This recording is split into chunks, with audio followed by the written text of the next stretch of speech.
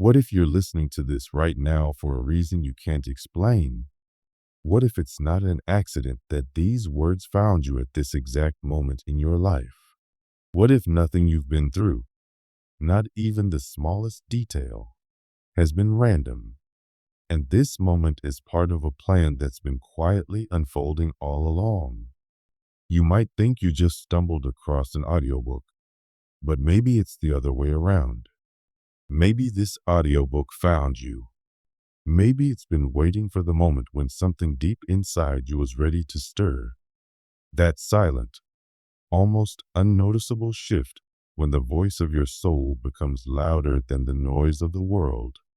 And when that happens, what you thought was just another piece of content suddenly feels different. It feels personal. It feels like a sign.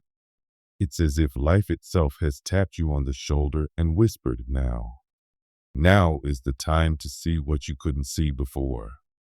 Now is the time to lift a veil that has always been there, hidden in plain sight, waiting for the moment you'd have the eyes to see it. This is not a typical audiobook. You don't just hear it with your ears. You feel it in your breath, in your chest, in that quiet space inside you that words can't fully reach. It's not simply a story. It's a frequency, a code, an ancient memory stirring awake. Somewhere beyond time, you've heard all of this before. You're not learning. You're remembering. The most beautiful thing about emptiness is that it doesn't demand explanations or force you to give it answers. It simply asks you for space. Space to feel the emotions you once buried. Space to listen to the truths you've been ignoring.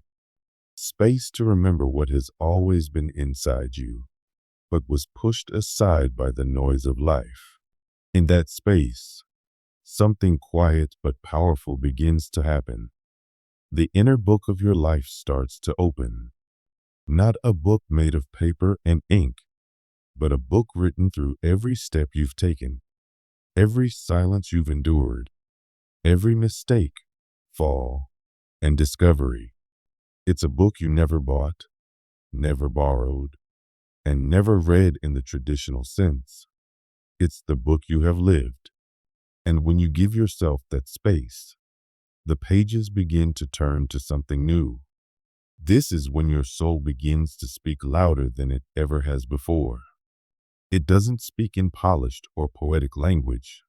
It speaks with urgency. It speaks with discomfort. It speaks through a deep thirst for something you can't even name yet. And the more you try to silence it with endless tasks, distractions, or excuses, the more it pushes through. Because the soul can wait for years, but it never gives up. If these words reach you now, if you feel them stirring something deep inside, it's because your soul is done waiting. It wants to step out from the shadows where you've kept it hidden.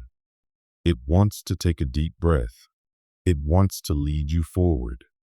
But for that to happen, you must quiet the other voices, the ones that have been pulling you away from your own truth.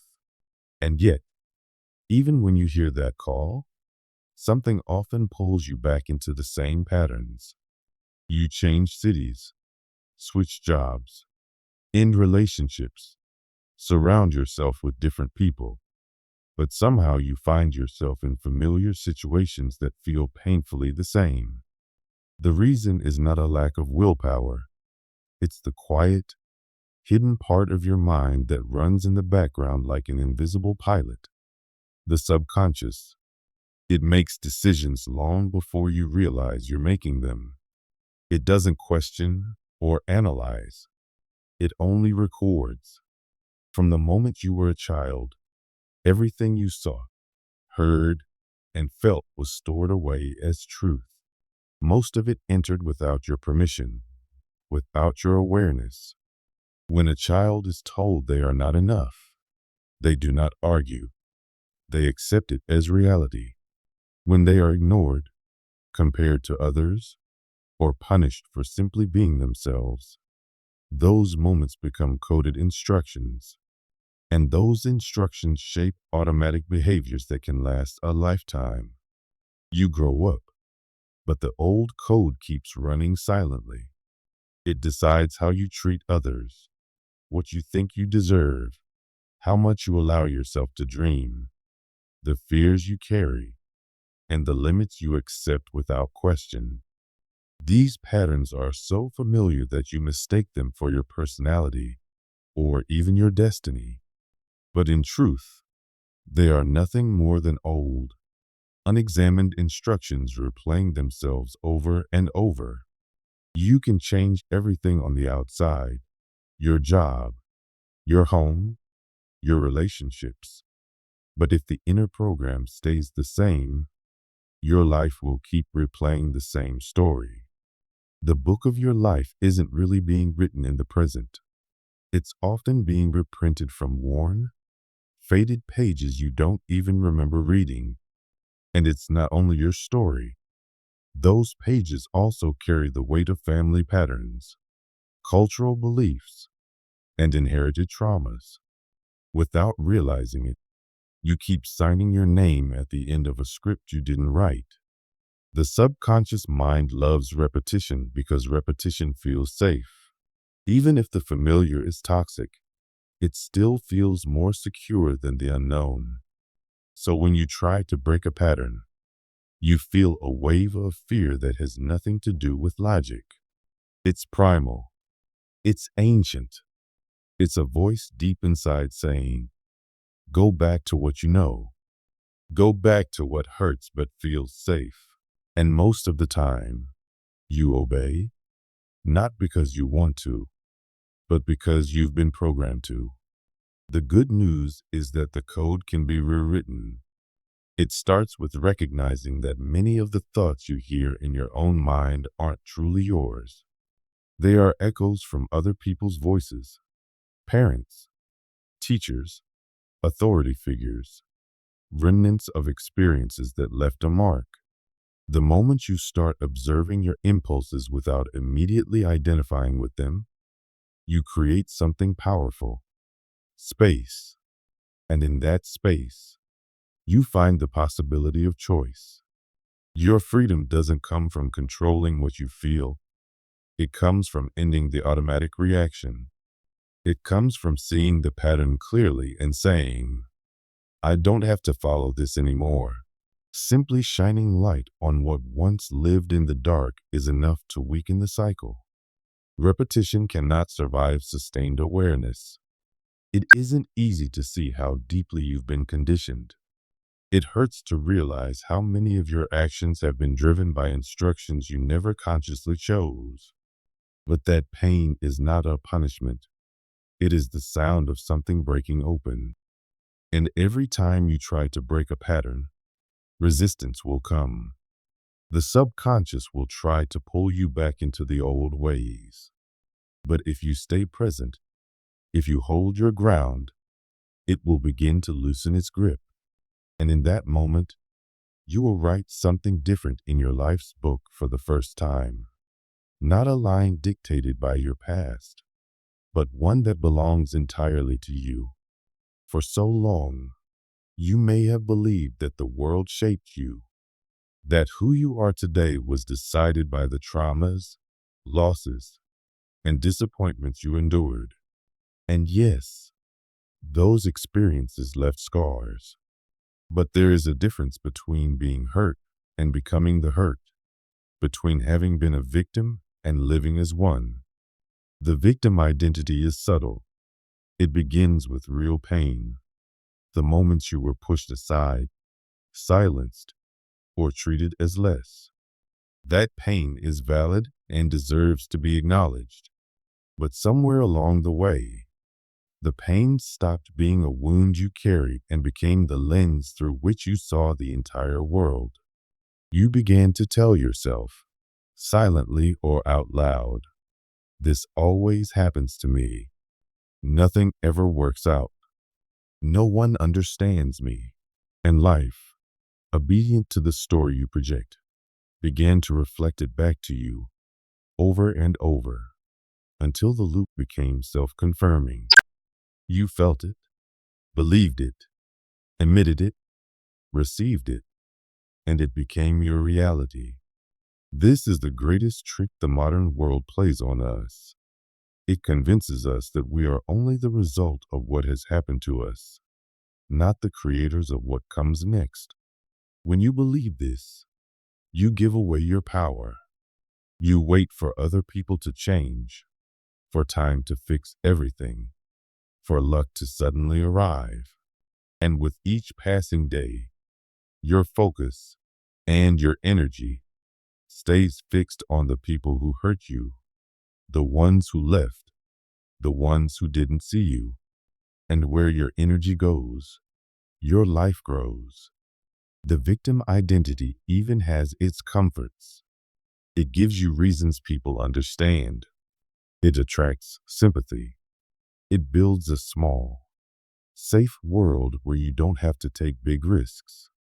You can say, I am this way because of my past, and no one will argue. But the quiet question that waits for you is this: how long will you allow what hurt you to keep running your life? How long will you let the past keep writing the next page?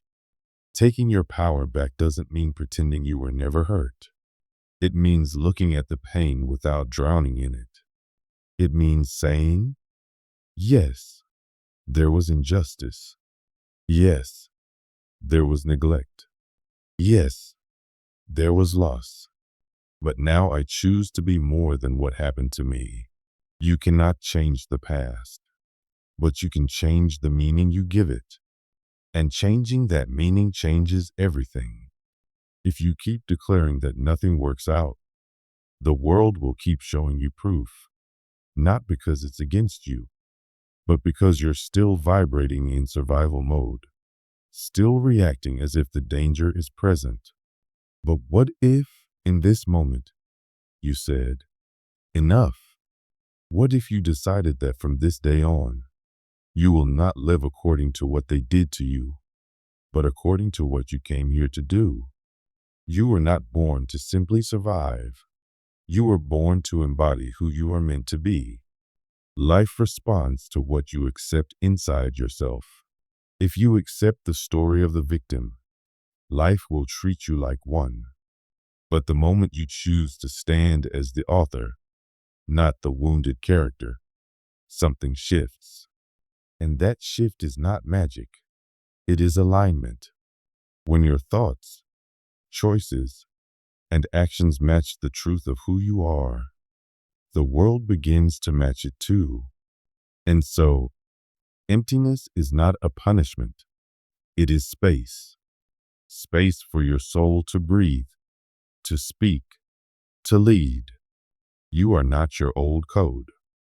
You are not the worn-out pages that others wrote for you. You are the one holding the pen now. You can turn the page.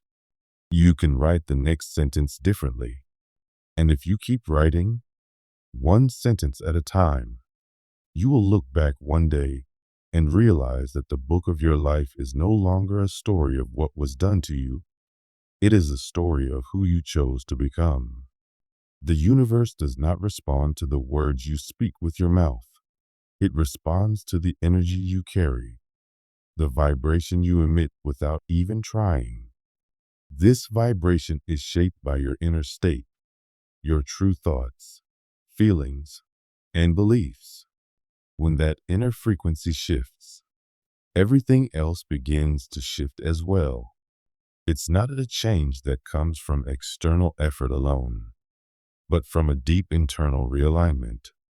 When this happens, a new question begins to stir within you, not the kind that is pushed into your mind by the world, but one that rises from the center of your being, a question that can change the entire direction of your life. For many people, life feels like an endless loop. You wake up, work, deliver, get tired, sleep, and repeat. You live to pay bills, to please others, to maintain forward motion because that is what you were taught to do. It often feels like you are just one step away from finally arriving, but somehow you never get there. And even in those rare moments when you achieve something you thought would complete you, peace doesn't last. Soon there's a new goal, a new demand, a new fear to chase or avoid. It is like running inside a wheel that never stops turning. The more you run, the more trapped you feel. Society calls it productivity, success, building a life. But underneath the labels, it is often just a modernized form of slavery. From a young age, you were trained to adapt to this system. You were taught that resting means laziness, that questioning the rules is a waste of time, and that feeling deeply is a sign of weakness. The unspoken orders are simple. Work harder, show results, don't fall behind. You run because you are afraid of being left behind. And because everyone else is running, you begin to believe that this is what freedom looks like. You even take comfort in the fact that you get to choose which wheel to run in. But in truth, no matter how shiny or well decorated that wheel may be, it is still a wheel. This is the danger of false freedom. It looks real because you have options. You can choose where to live, what to wear, which career to follow. But these choices are surface level. They are like painting the walls of a prison cell. They create the illusion of control, but they do not free you. The real control is not over your actions, but over your thinking. The prison is not in the walls around you. It is in the pace you have been trained to keep. It is in the belief that if you slow down, everything will collapse. That pace is kept alive by constant stimulation.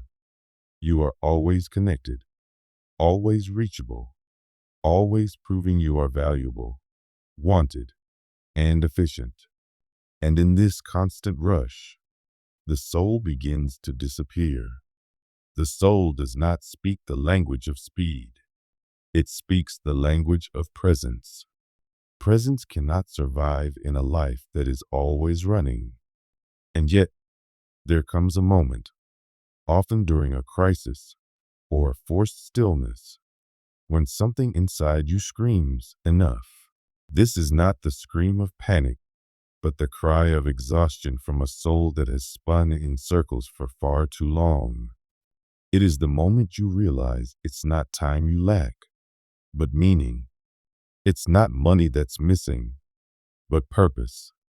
It's not your body that's truly tired, but your essence that has grown weary from living only on the surface. You were trained to function, but not to live. You were programmed to produce, but not to feel. And now, even when surrounded by resources and opportunities, you feel a void that more performance can never fill. Because performance without direction is wasted energy. You can run at full speed and still be completely lost. The real shift begins the moment you dare to slow down, to question the pace, to allow yourself to step outside of the wheel, even for a short while. In that pause, something begins to happen. You start to hear the quieter voice within you, the one that doesn't demand that you move faster, but invites you to walk with awareness. The one that doesn't demand more performance, but calls you to be present. And from that silence, a new question rises, not imposed by the world, but born from the depths of your own being. Long before temples were built, before religious systems, before wars were fought in the name of faith, there was only silence and presence.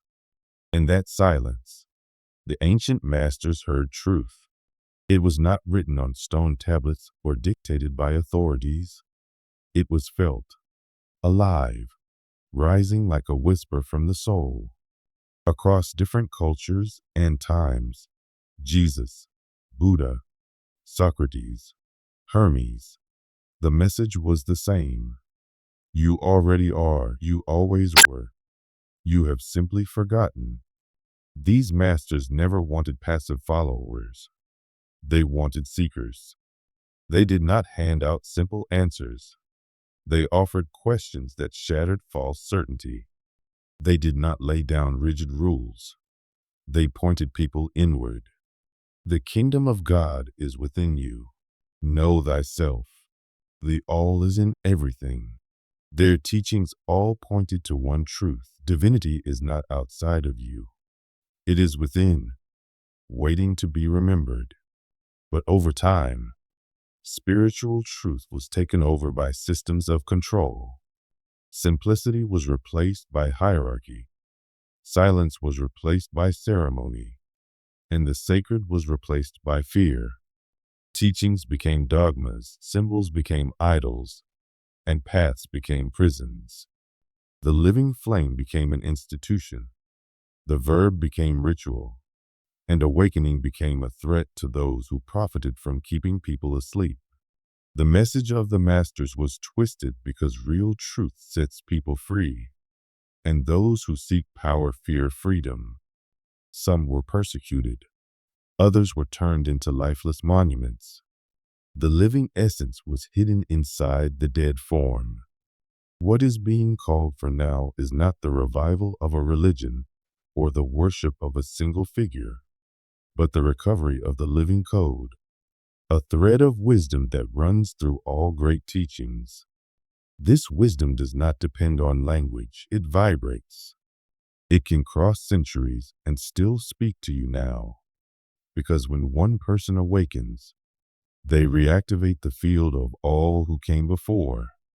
The masters knew the mind creates, that vibration shapes, and that silence reveals. They left clues like trails of light, but you can only see them when you stop running. You must quiet down, question what you've been told, empty yourself, and remember, because what you seek has always been inside you, buried under the noise. There is a law that many have forgotten, the second law of Thoth. It says that everything vibrates, everything moves, nothing is ever truly still. Time vibrates, thought vibrates, matter vibrates. Your body, your emotions, your desires, even silence vibrates. This law is not mystical superstition. It is spiritual science. When you think, you vibrate. When you feel, you vibrate. When you desire, you vibrate. And the universe responds to that vibration, not to the words you speak. This is why so often you do not attract what you say you want, but what you truly are. Every emotion has its own frequency. Fear is low and heavy. Anger is sharp and short. Guilt is dense and heavy.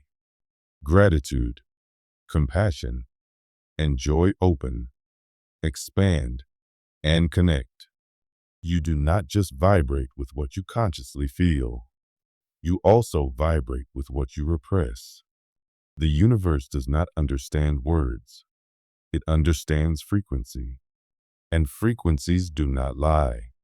You can sense them when you walk into a room or meet a person. You feel it before you think it. This is why changing your life begins with changing your inner field. The Hermetic Teachings do not give step-by-step instructions. They give laws. And laws do not require belief to work. They simply are. To change your vibration, you must shift your consciousness, your inner state, your true intention, because you will always attract what you hold, what you emit consistently. This is why rituals often fail, because on the outside there may be faith, but on the inside there is still fear. The universe responds to what is inside you. Your mind is like a river, an endless flow of thoughts, memories, worries, and images. For most of your life, you have been carried by this current, believing you are the river itself. But you are not the river. You are the shore, silently watching the water flow. You are not the fear that visits you, the doubt that clouds you, or the memory that pains you. You are the awareness that notices them. The problem is that the mind is loud, and what is loud dominates your attention. From childhood, you were taught to identify with the mind, to value reasoning and logic above all else. The mind became the throne of your existence, and you handed your identity over to thoughts that come and go like passing clouds. But something deeper in you remains when the thoughts are gone. That still, silent awareness that simply observes. When you fully identify with thoughts, you become trapped in their cycle. Thoughts create emotions. Emotions feed thoughts, and the loop continues. But when you take a step back and simply observe, something changes. You break the cycle. You return to the present moment. This is not about fighting the mind or forcing thoughts to stop. It's about realizing, I am thinking this, but I am not this. A thought only has power when you believe it. When you watch it with awareness, without attachment, it loses its grip on you. And in that space, you are free to choose how to respond. This is the beginning of mastering the mind and of living in true freedom. Your mind will always try to pull you back into the rushing current of thoughts and habits you've known all your life. It will whisper, "This is nonsense." It will stir fear to distract you, use logic to argue against your stillness, and push a sense of hurry to keep you chasing instead of resting. But every time you notice what it's doing and return to the quiet shore inside yourself, you strengthen a muscle that cannot be built in any other way. You start to realize that silence does not have to be forced. It happens naturally the moment you stop wrestling with the stream. And when you pause long enough, you see something you had overlooked before. Peace is not something that arrives from outside circumstances. It rises from within when you stop mistaking yourself for every passing thought and emotion. Thoughts are weather patterns moving across the sky of your mind. You are not the weather. You are the sky that remains. This is the beginning of an inner turning, where the world inside you grows quieter without needing to control the world outside. You discover that real silence isn't simply the lack of sound. It is the absence of inner noise. It is the open space where your being breathes freely, where your soul listens deeply, and where your natural energy aligns without force. In that space, awakening begins to approach because new truths are not shouted. They are whispered into the kind of silence that can hear them. You can test this for yourself in an instant. Close your eyes. Feel the weight of your body. Notice your breath moving in and out without your help. Listen to the sounds around you without naming them. Let yourself realize that all of this is happening now. Not yesterday, not tomorrow, but right now. Even an ordinary moment like this contains a hidden, immeasurable power.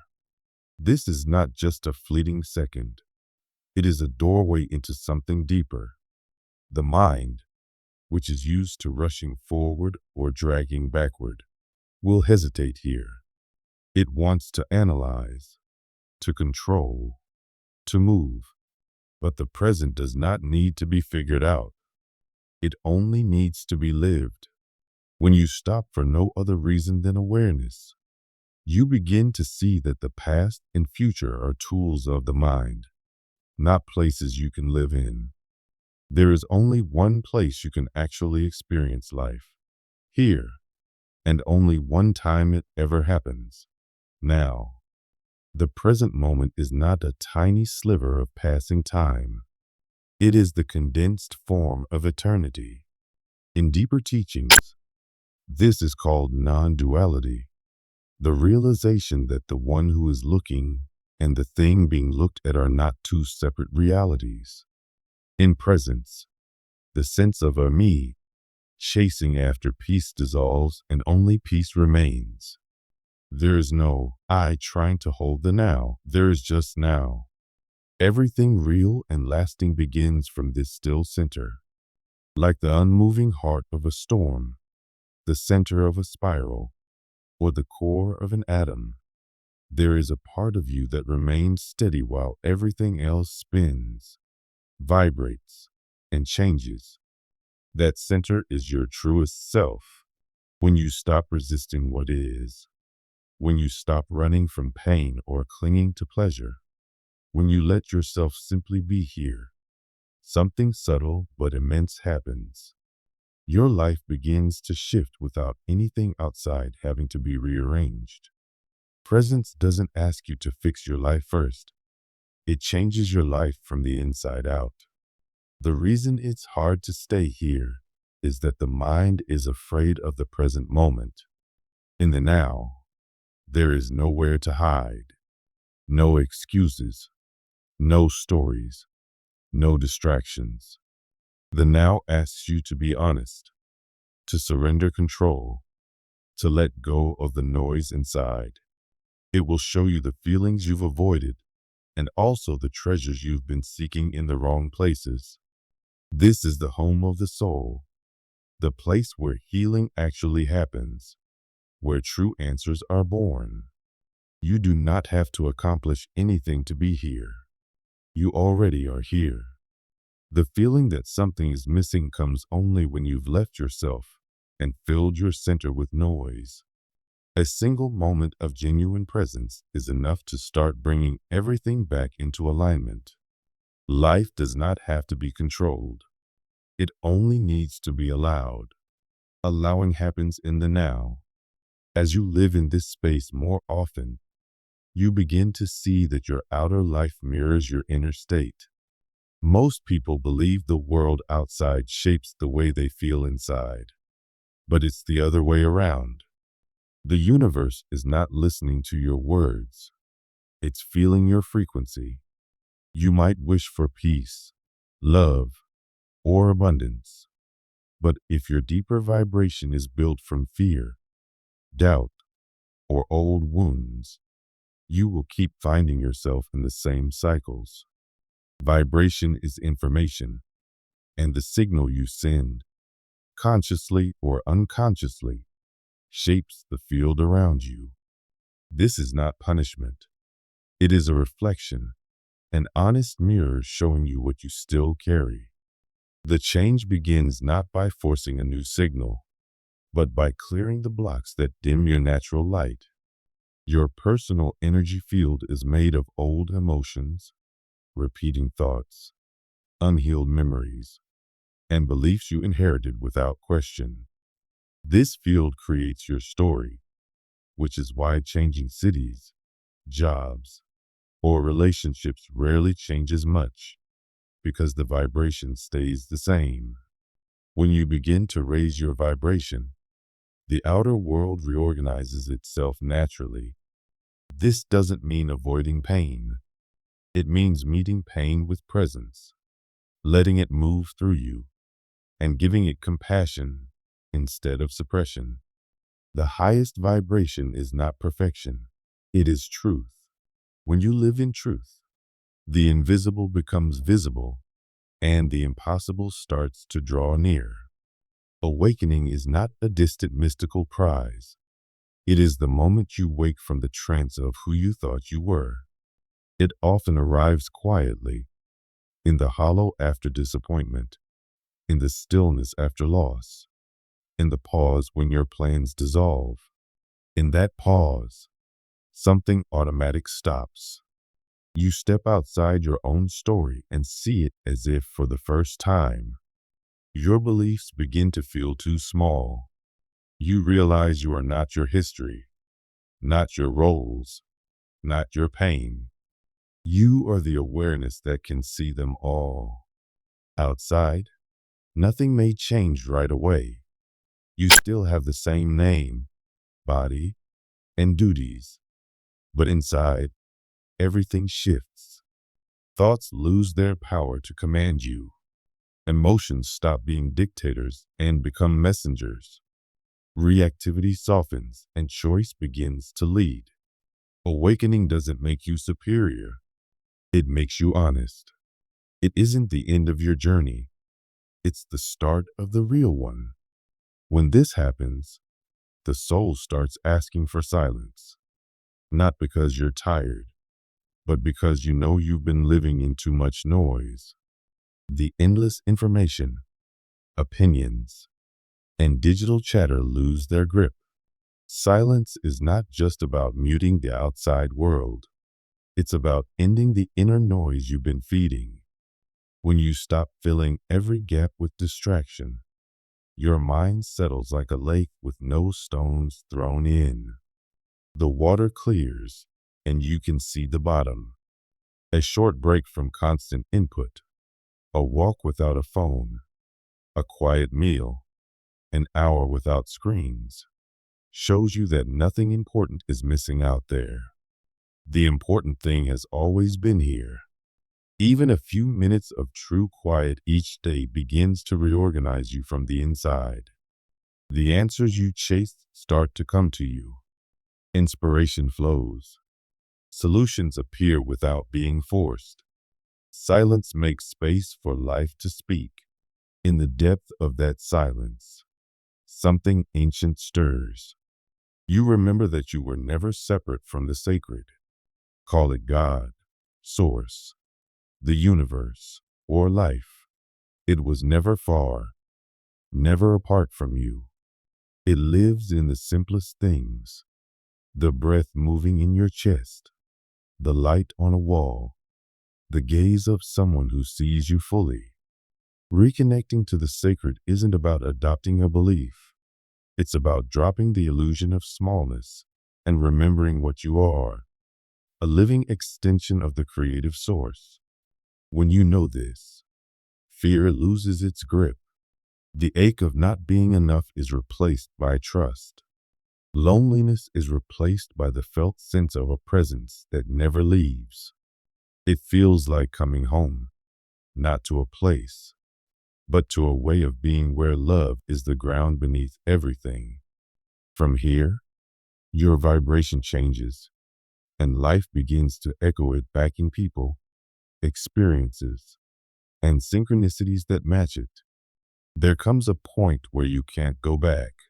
Once you've seen through the eyes of the soul, you can't pretend you don't know.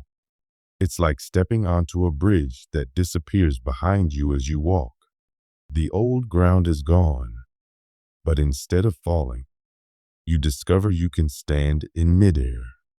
You understand that pain was a messenger, emptiness was a doorway, fear was a threshold, and scarcity was only a thought you inherited. True spirituality doesn't remove you from life. It returns you to it with your eyes open. The spark inside you has been lit. It can be muffled for a while, but it will not go out. You now have the pen in your hand, and you can write a story that honors who you really are. You can keep living on autopilot, repeating old patterns, or you can live awake, creating from your truest vibration. The old armor cracks, and what once seemed unreachable, being whole, free, present, is suddenly here, waiting for you to allow it. Not because someone gave you permission, but because you gave it to yourself. The way forward is not complicated. Notice when the mind pulls you into fear, argument, or urgency. Pause. Feel your feet. Take one slow, deep breath. Name what you're feeling in simple words, and let it be there without adding a story. Place a hand over your heart or stomach and give the feeling warmth instead of judgment. Ask it quietly what it needs. Let the answer come or not. Return to the present. Build small moments of awareness into your day. A breath at the doorway, a pause before you speak, a minute of silence before you eat. Choose times to step away from the noise completely. These are not small acts. They are how you train yourself to live from the shore, no matter how the river moves. When you feel the pull of old patterns, remember you do not have to force a higher vibration. You clear the space for it. Let emotions pass like weather. Tell the truth with kindness. Keep the promises you make to yourself.